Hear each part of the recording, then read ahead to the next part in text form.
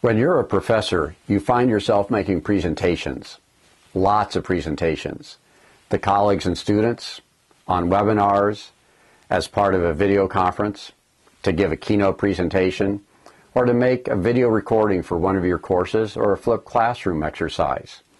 And it doesn't matter whether it's a presentation you've done hundreds of times or it's the first time you're communicating information on a new subject.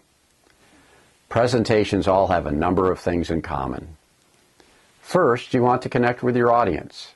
You want your ideas to be clear and concise, and you want to do your best every time. As a student, most of my professors kept their notes on legal pads. When I started my career, I decided to be innovative and to keep my lecture notes on 3x5 index cards, since I could carry them around more easily and not be tied to the podium.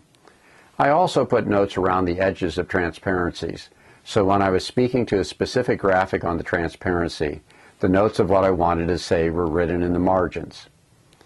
In addition, a number of other strategies helped me achieve my goals. I spent time researching my topic, so I really knew my facts.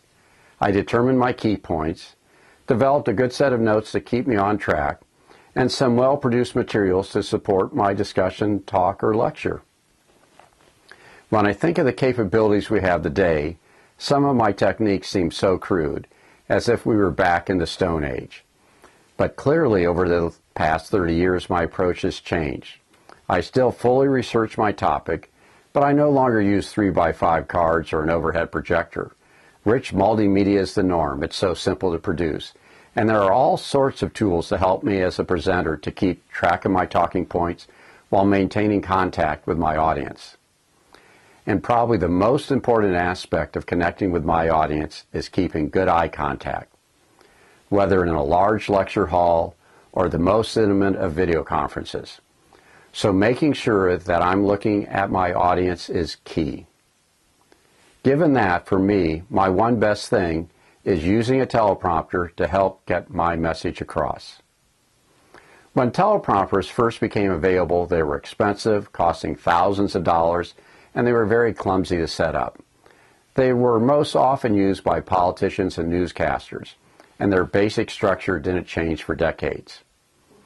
But then the suite of iDevices entered the picture and the world changed.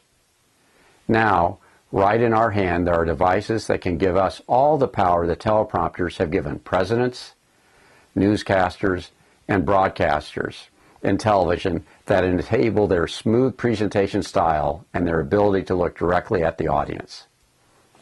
And now, for under $50, a do-it-yourselfer can create a simple teleprompter, or for a couple $100, you can purchase a professional unit.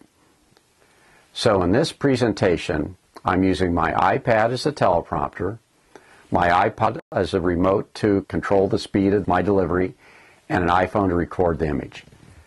Let me give you some more details so you too can do this for your next presentation.